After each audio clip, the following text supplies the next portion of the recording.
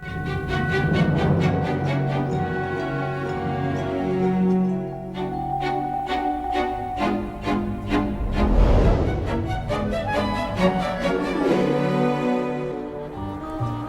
was late one fall in Halloween land, and the air had quite a chill.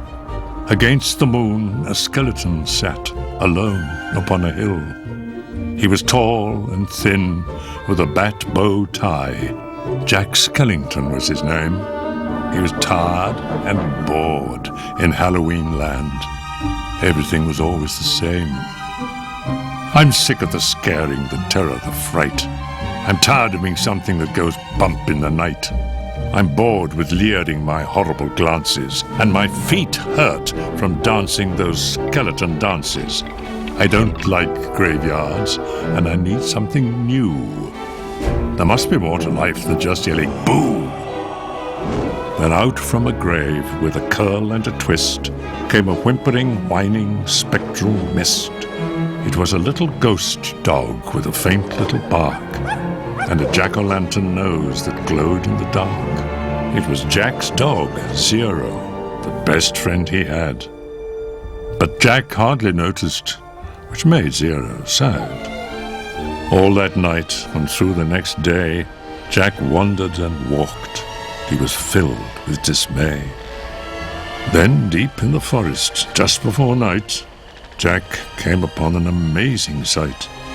Not 20 feet from the spot where he stood were 3 massive doorways carved in wood.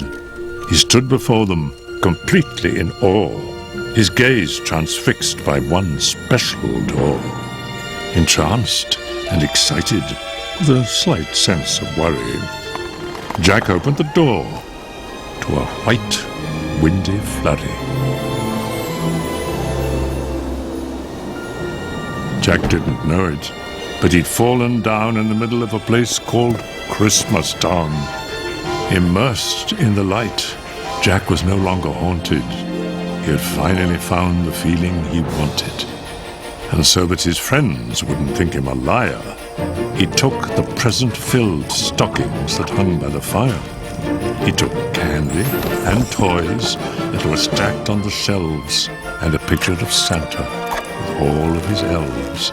He took lights and ornaments, and the star from the tree, and from the Christmas Town sign he took the big letter C. He picked up everything that sparkled or glowed. He even picked up a handful of snow. He grabbed it all, and without being seen, he took it all back to Halloween. Back in Halloween, a group of Jack's peers stared in amazement at his Christmas souvenirs. For this wondrous vision, none were prepared. Most were excited, though a few were quite scared.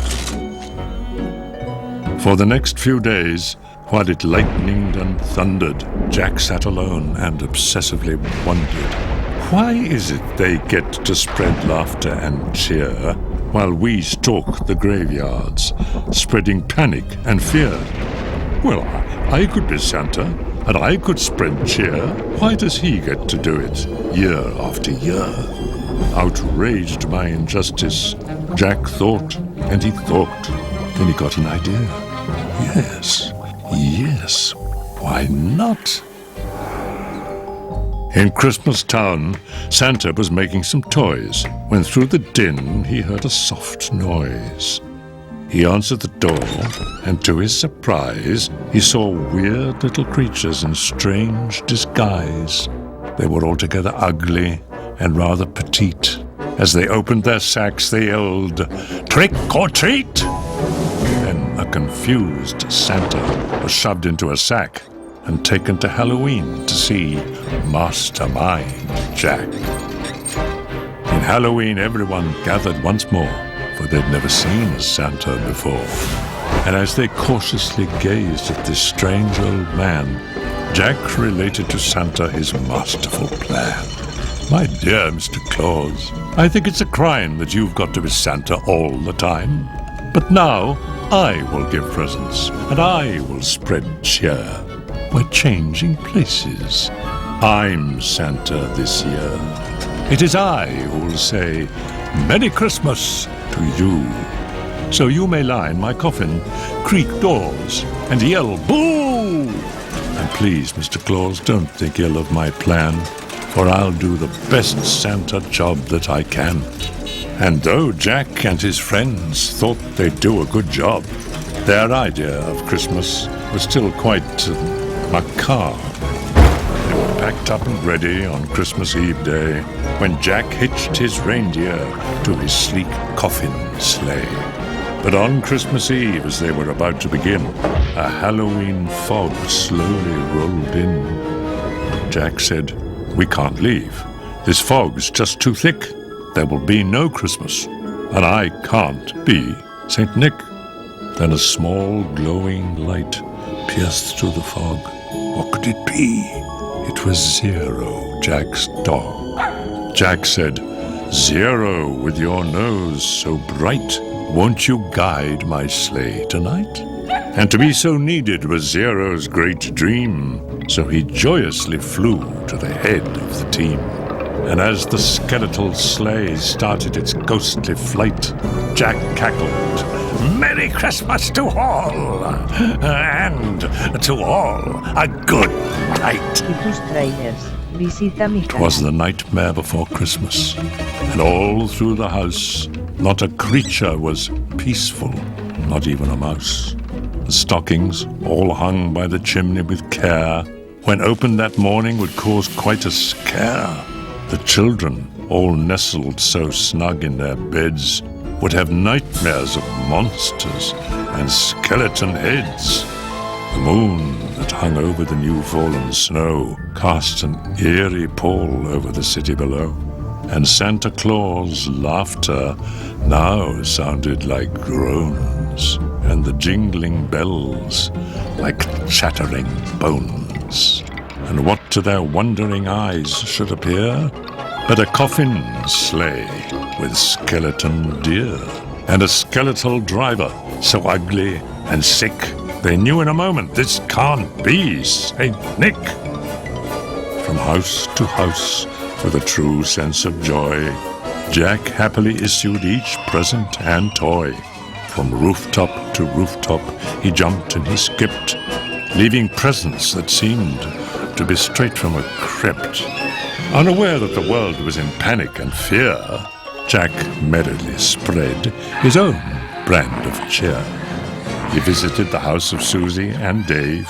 They got a Gumby and Pokey from the grave. Then onto the home of little Jane Neiman.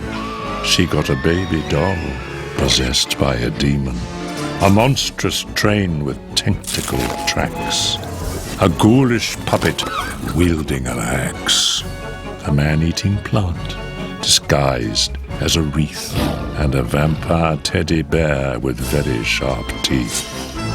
There were screams of terror, but Jack didn't hear it.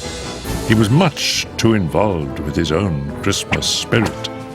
Jack finally looked down from his dark, starry frights and saw the commotion, the noise, and the light. Why, they're celebrating. It looks like such fun. They're thanking me for the good job that I've done. But what he thought were fireworks meant as goodwill were bullets and missiles intended to kill. Then amidst the barrage of artillery fire, Jack urged Zero to go higher and higher, and away they all flew like the storm of a thistle until they were hit by a well-guided missile. And as they fell on the cemetery way out of sight, was heard, "Merry Christmas to all, and to all a good night." Jack pulled himself up on a large stone cross, and from there he reviewed his incredible loss. I thought I could be Santa. I had such belief. Jack was confused and filled with great grief. Not knowing where to turn, he looked toward the sky. Then he slumped on the grave and he started to cry. And as Zero and Jack lay crumpled on the ground, they suddenly heard a familiar sound. "My dear Jack," said Santa, "I applaud your intent, I know wreaking such havoc was not what you meant. And so you were sad and feeling quite blue. But taking over Christmas was the wrong thing to do. I hope you realize Halloween's the right place for you. There's a lot more, Jack, that I'd like to say, but now I must hurry, for it's almost Christmas Day. Then he jumped in his sleigh, and with a wink of an eye he said, "Merry Christmas!" and he bid them goodbye. Back home, Jack was sad, but then, like a dream, Santa brought Christmas to the land of Halloween.